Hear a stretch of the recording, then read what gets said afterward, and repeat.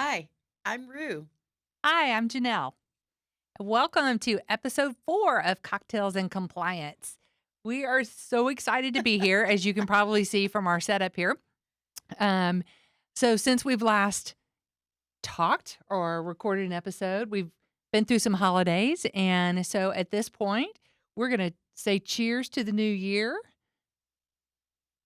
Oh, Oh, the such a good happiest noise. sound on earth. Yeah. So cheers to the new year. Cheers to New Year's. And also because it's almost Valentine's Day, Rue spent some time this morning making chocolate covered strawberries for us. So we kind of have a pink theme going on here. We've got bubbles and chocolate covered strawberries because, it's Today we're going to be delicious. your compliance cupids. Oh. Oh. All right, so let's get this started here. Absolutely. Cheers, Rue. Cheers, Janelle. You hear the clink? It's like a little baby clink. It can't clink very It hard. can't clink very hard, but yeah. Do it again. Cheers again. Cheers. Oh, it's my favorite. Oh, So it's good. my favorite. So good. All right, so for today's cocktail, we are having Yum. Some bubbles. So we have lots to cover today. We're ready to just jump in and get started. But I am going to say you are going to want to hang out with us the entire time because we have a very big announcement. Ooh, at it's the going to be end. so much fun. Good stuff. So excited. So we're going to dive right in. And what do we always talk about first, Rue? Ooh, tracks 203A. We might as well have a drink because Yeah, we know it's we not know coming it's- anytime yeah, it's not soon. coming, so. All right. Cheers. Cheers to that. Cheers to that. So the update is there's no update. As is our typical update on Yeah. tracks 203A. So I think in the last episode that we were starting to see some movement. We were starting to hear a little buzz. The HUD staff had said at NAMA, "Hey, we're ready." We're like, "Whoa, whoa, whoa!" You forgot to tell everybody else. So we were thinking there was going to be a working group call in January, and we were going to start moving forward. We waited, didn't happen. Now it's February. Now it's February. So Do we still don't have one on the calendar. we still do not have one on the calendar. So what I have heard from my industry colleagues is we are at the point where all of the form changes have to go to OMB, the Office of Management and Budget. For how many times is that? Like 9,000th time or something? Something like that. I don't know. So the forms have to be approved and they go out. There is a comment period. There is a review period. That's a good 3 months right there, guys. Minimum. And then we'll look at finalizing a spec and moving forward. So if I were going to make predictions, I would say 2030. possibly. Right? I got you off guard. You did didn't I? catch me a little. I had to think about it. I was like, maybe. If I had to make predictions, it won't come out to be implemented to the industry this year. Now, maybe at the tail end of the year, if some of all the magic puzzle pieces fall into place, could the software vendors get started on something? Yeah, maybe. But at this point, will it implement this year? Not a snowball's chance. My prediction. Hey, I got a thought on that too. If anybody that's listening out there, if you hit our LinkedIn pages, if you are currently working on rad conversions, why don't you just ping us and let us know? We're just curious to see how many rad conversions are really going on out there.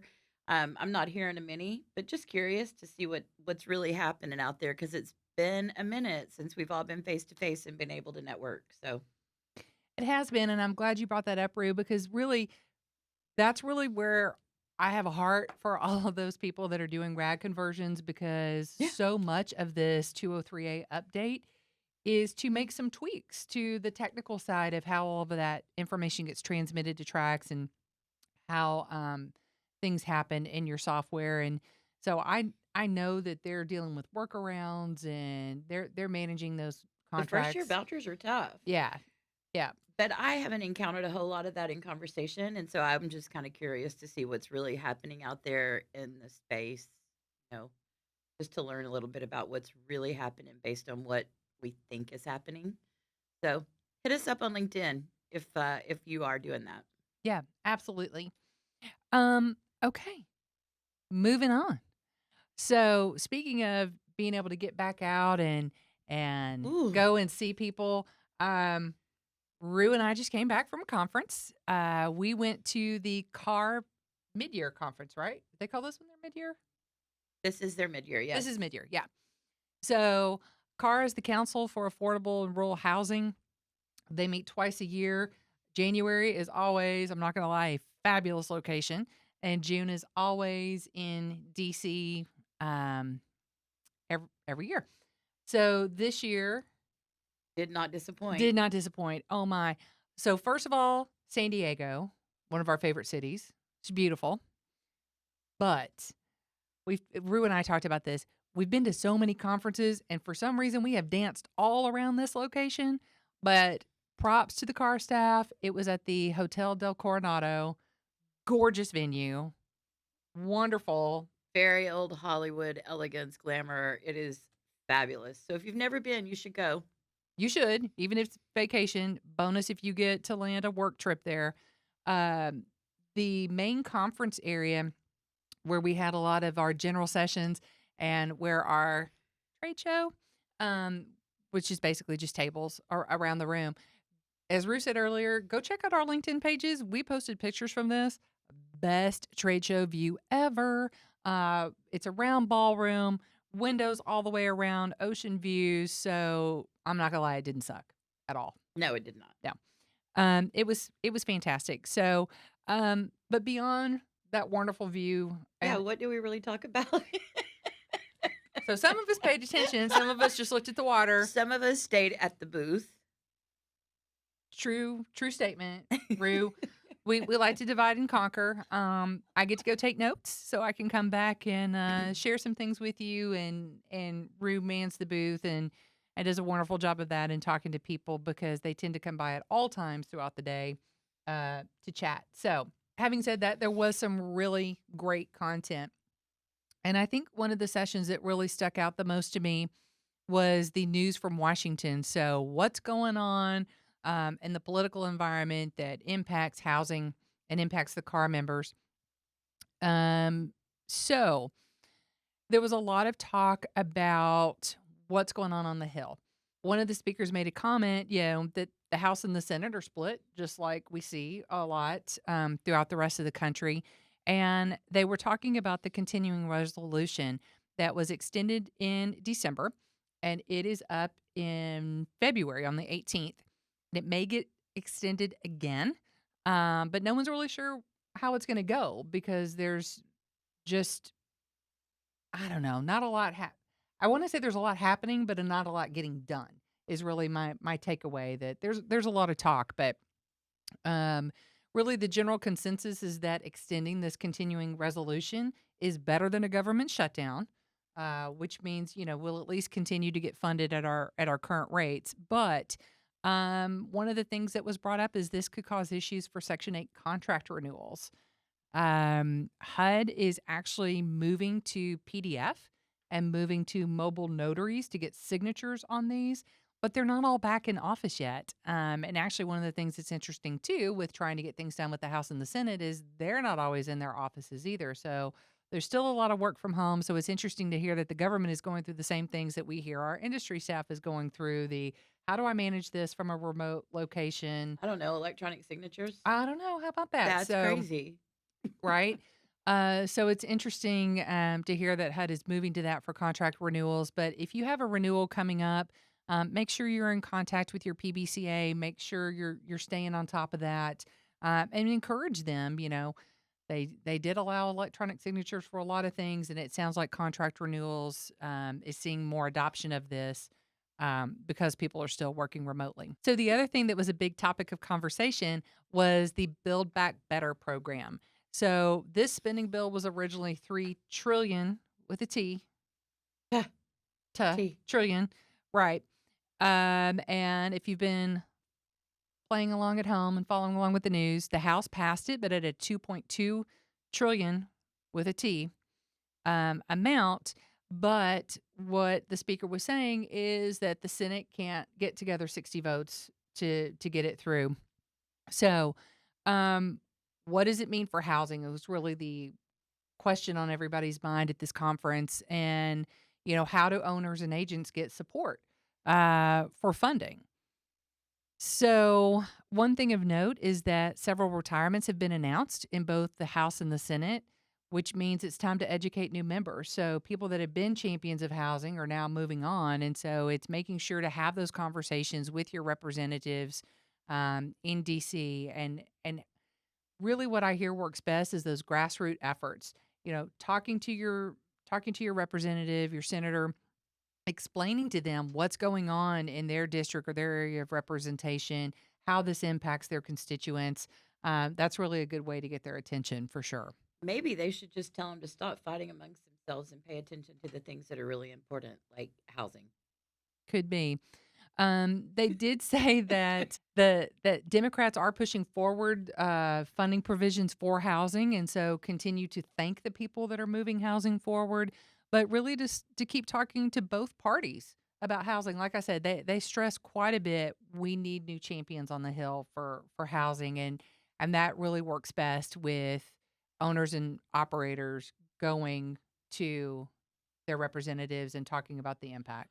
And I know that that sounds like that's climbing a big mountain to be able to do that, but what I have learned is they do make themselves accessible. And most especially when they're back in their home offices rather than being in DC, make an effort to reach out to them and have conversations and convey your concerns and the things that it really does mean when these things don't take place. Yeah, and Rue, that's an excellent point, and I think we've heard that at one other conference as well.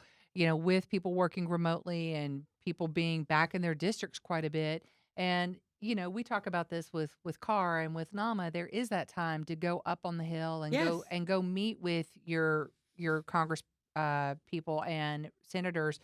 But if you're not going to those conferences in person, you're not in DC, then try to catch them when they're in their local offices back in their district for sure. Yep. For sure. There was also some continuing conversation on emergency rental assistance plan, and I know we talked about this in our last episode. ERAP. ERAP. So we talked about this in a previous episode that there was a lot of talk about this program and distributing those funds out to states, and some states were better able to move forward with these programs and get the funds distributed to the right people.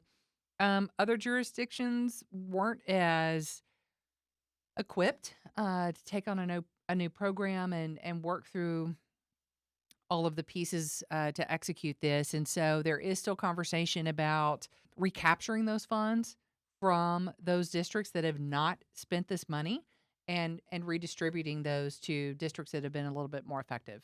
I mean, that's kind of a hard argument not to have, right? If they're going to use the money for what it's out there for, then by all means, let them have some money. Yeah.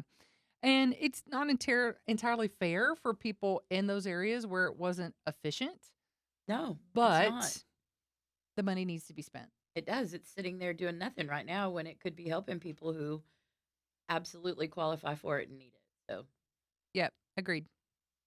So they wrapped up this session with kind of if you had a crystal ball, what's your prediction of what's going to happen this year from a legislative perspective? And so one big question, and we've talked about this as we wait for a final rule on the average income test, with the IRS. It had been suggested, well, they need to hurry up because there's a new tax bill coming.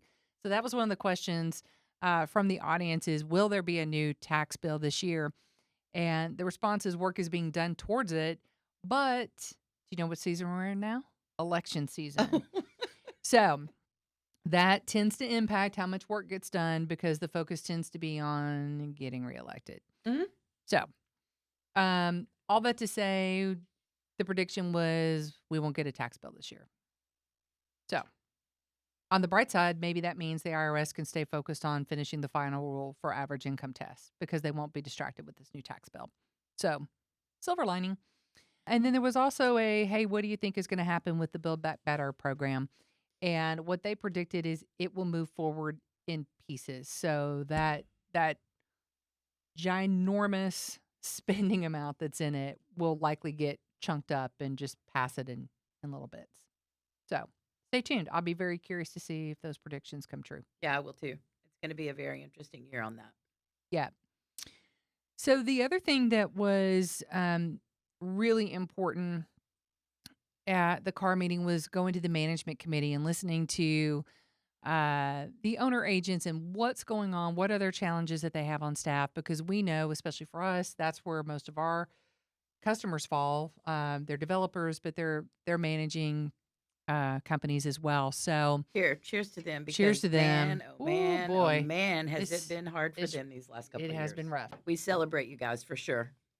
for sure. So there wasn't as much talk about evictions, which was interesting because we've talked about eviction Mm-hmm. moratorium for quite some time. Mm-hmm. But there was talk about tenant rent payments.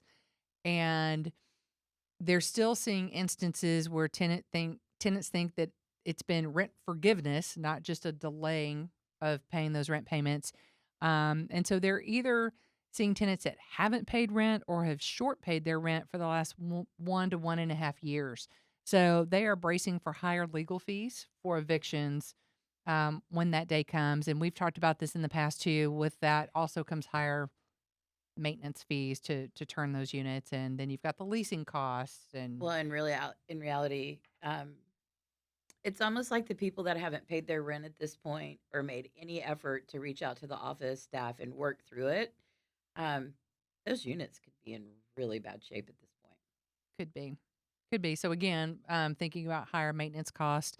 Because we're at the beginning of the year, one of the things that we heard quite a bit about, and I've actually seen some follow up from the CARH staff post conference, is the approval of the 22 budgets.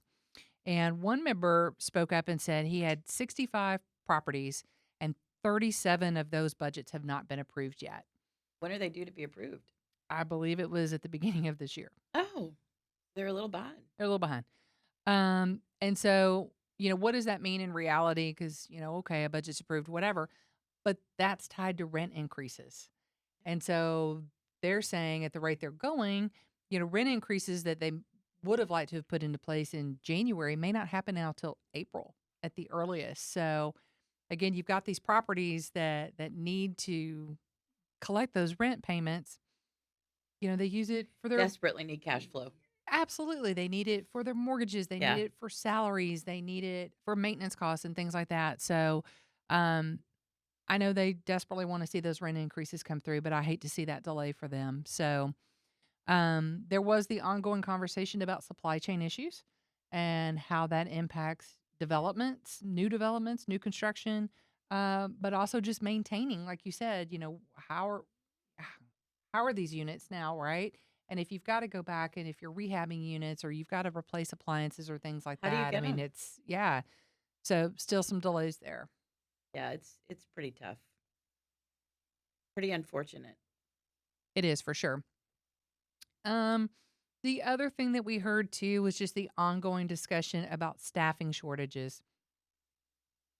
What are they doing though? Because, this has been an ongoing conversation. And how is our industry getting out there and encouraging younger people to step in and come in? I think it's tough. Now, in some cases, property management in particular, we do see some of this being generational, Uh-huh. right? So you're bringing in family members, Right? you're thinking about succession planning and so that's certainly a wonderful way to do this.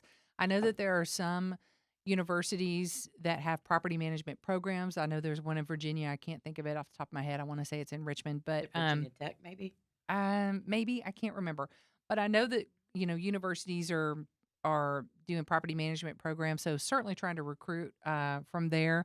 But one of the things that they said, and I don't know that you and I have run across this before, but they said part of the labor shortage is older workers who are just saying, you know what, I'm just going to retire and I'm not going to come back into the workforce.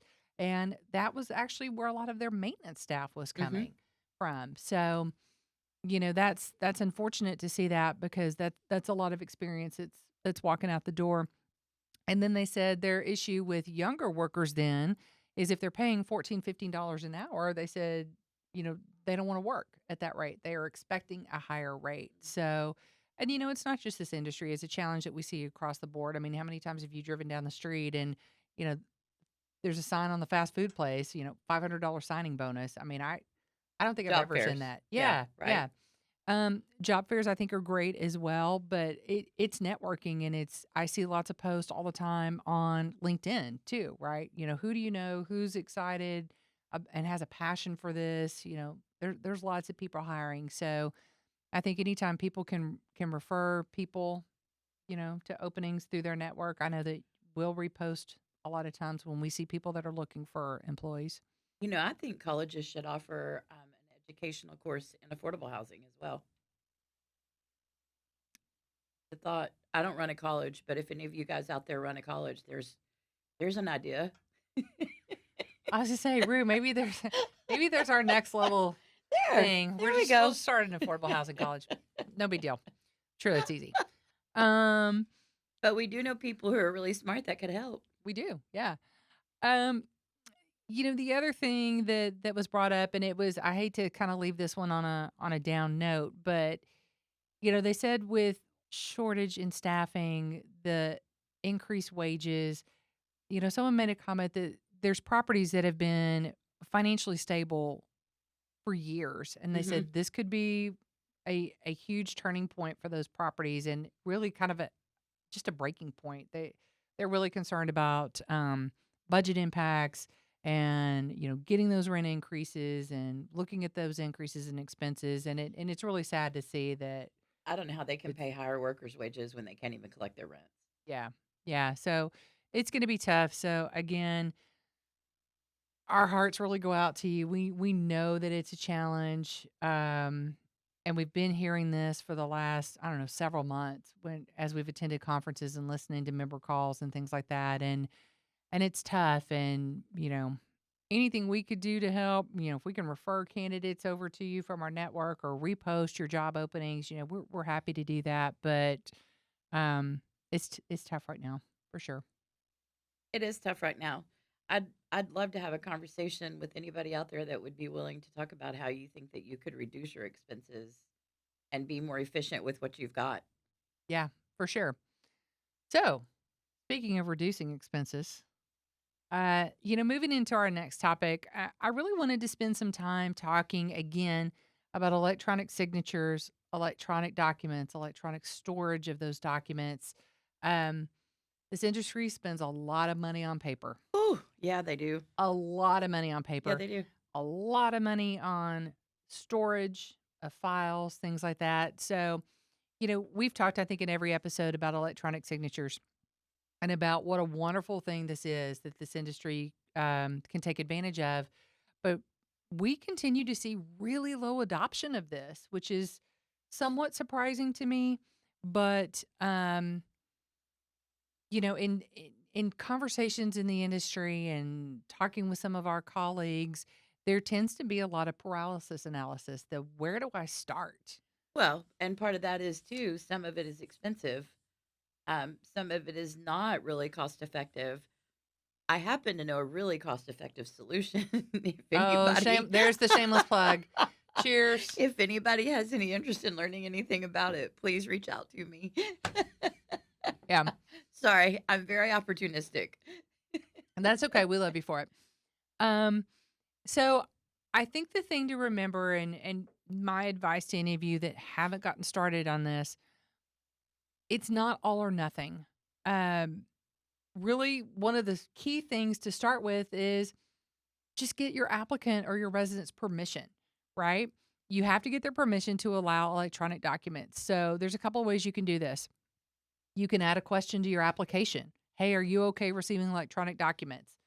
You can add it to an annual recertification checklist for your residents. Are you okay getting electronic documents? There's also, I've seen people do a one time form during that interview where you sit down with someone, whether it's move in or it's annual recertification, you sit down with them and give them a form. Um, I know that there are people in the industry that have created forms and sell form packages. You might want to talk with your attorneys on, making sure you've checked all the boxes, that you've covered everything, but give them a form, get that permission. That's really your first step, right? I don't disagree with that, but I'll take it to a different place too because I'm not sure that the whole industry really understands what is truly an electronic document or electronic signature. Um, So it is education as well. it is education. I know that the AMAs do a good job of talking about this at their conferences. I know, Rue and I have attended SAMA. I've spoken at it there. I'm speaking at it at a conference again in a couple of months, SAMA, Kentucky. Uh, That was one of our big announcements at the end. Just let the it's one of, but it's cat not out of the bag. the big I announcement. It's not the know. big one. So still stay tuned. There's more coming. Um, but your regional associations, whether it's CAR, whether it's your AMAs, whether it's NAMA, and look at trainers in the space.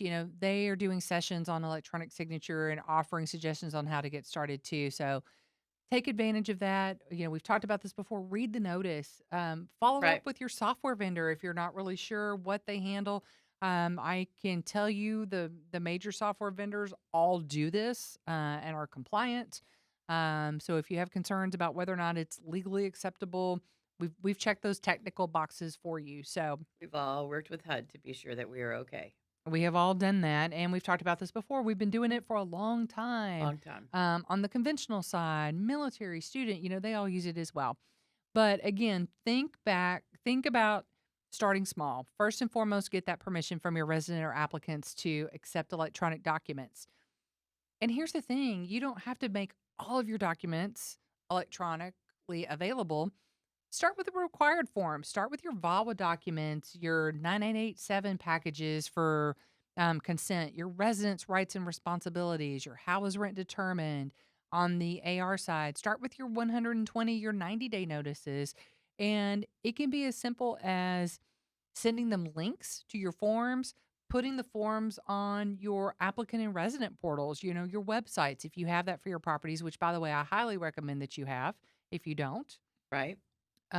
It's a great way to get traffic as people look for housing in their area. It's a great way to get some leads. And I know a lot of you, and especially in the bigger markets, have really long wait lists, and getting leads isn't really your issue. But if you think about even rural properties, and trying to attract people and, making people aware that there is housing available in that area. Well, and that also too, thinking back to what you were talking about the consent, if you're using an online application, there is a place in your online application process that your applicant gives that consent. Mhm.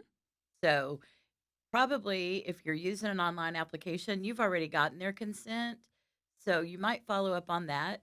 And then the other thing is be sure you're collecting all the emails because today I would wager that almost every household has an email. They've all got smartphones. They've got some kind of Gmail and Outlook, something. Yeah, that's a great point, Rue, because we see that sometimes where people aren't gathering that email address.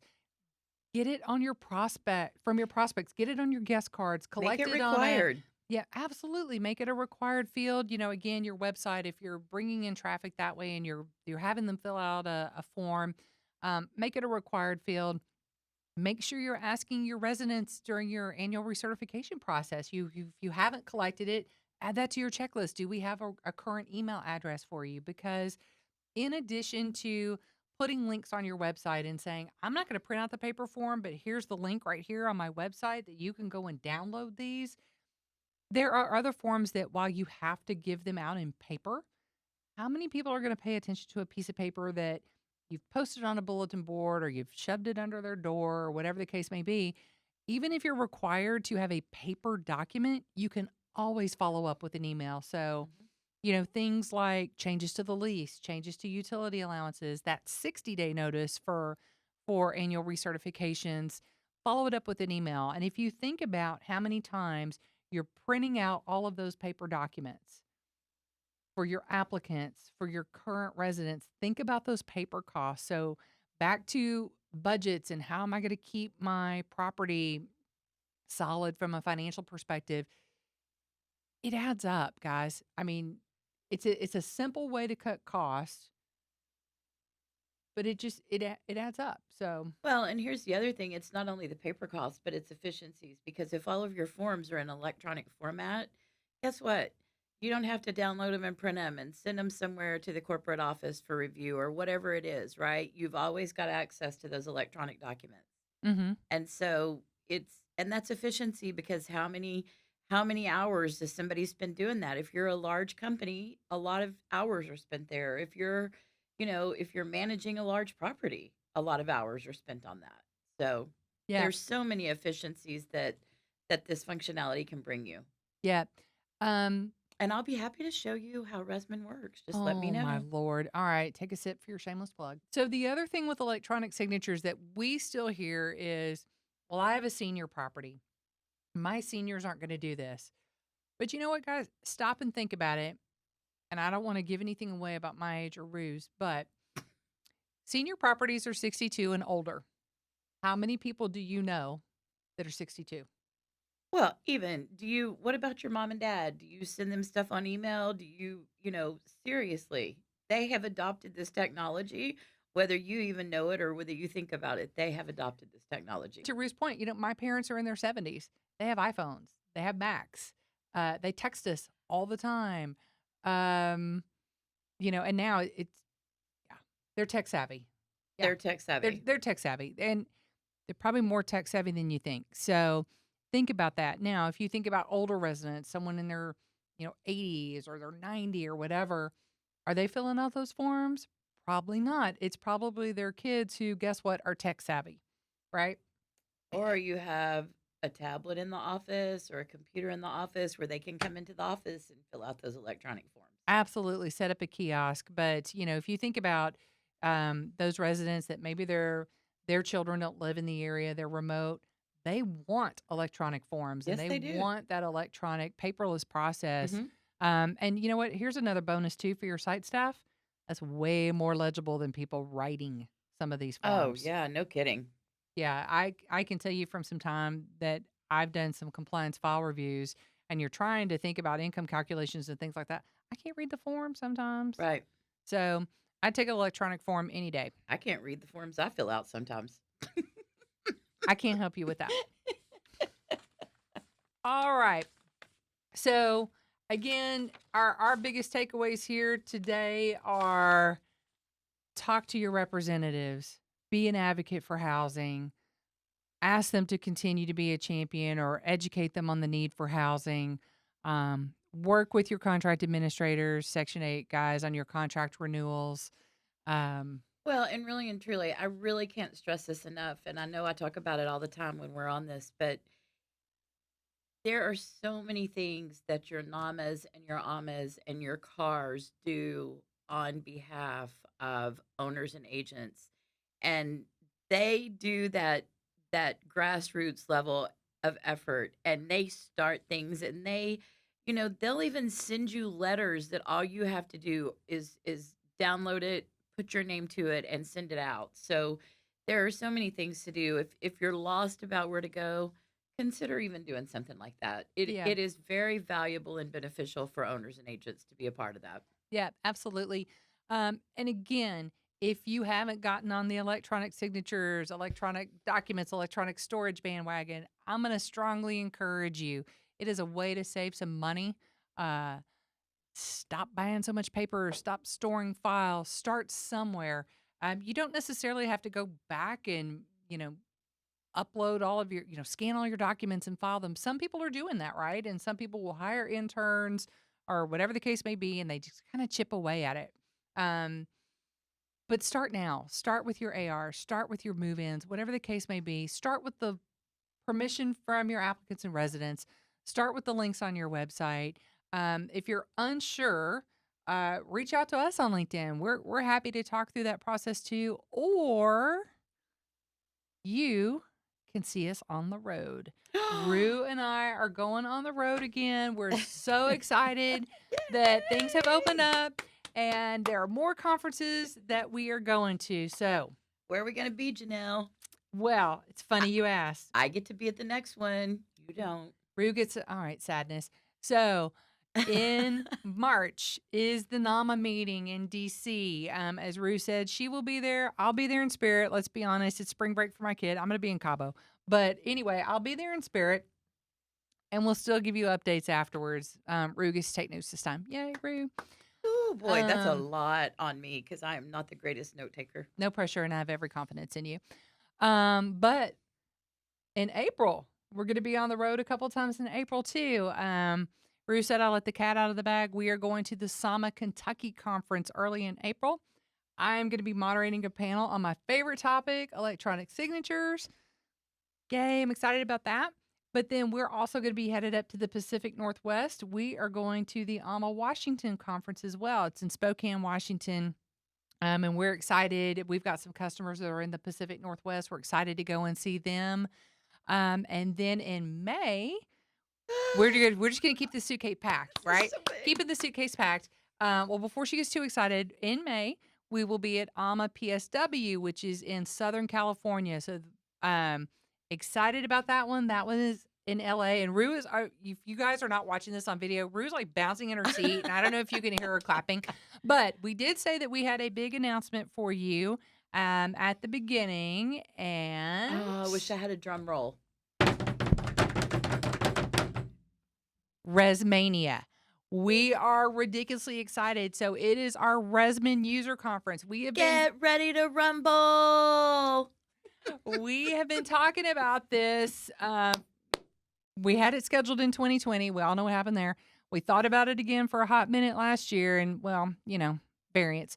And so now we're like, third time's a charm. It's happening.